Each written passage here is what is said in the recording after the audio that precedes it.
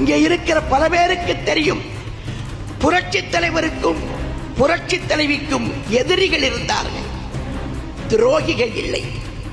ஆனால் நம்முடைய அண்ணன் எடப்பாடியாருக்கு எதிரிகளும் இருக்கிறார்கள், துரோகிகளும் இருக்கிறார்கள். இந்த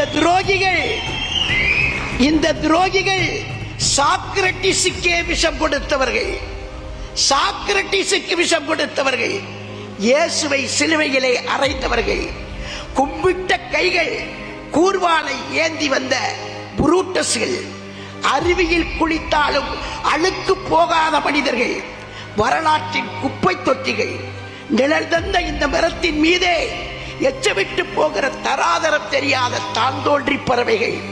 எத்தனையோ பேர் இந்த இயக்கத்தை காட்டி கொடுத்து விட்டு போனார்கள். ஆனாலும் இந்த இயக்கம் அழிந்து விடவில்லை, வீழ்ந்து விடவில்லை.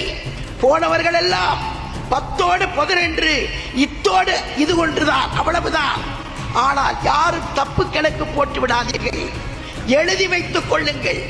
வரப்போகிற தேர்தலில் வென்று நம்முடைய அண்ணன் எடப்பாடியார் முதலமைச்சராக வருவது உறுதி. அதை எந்த எரிமலையானாலும் புயலானாலும் பூகம்பமானாலும் தடுக்க முடியாது.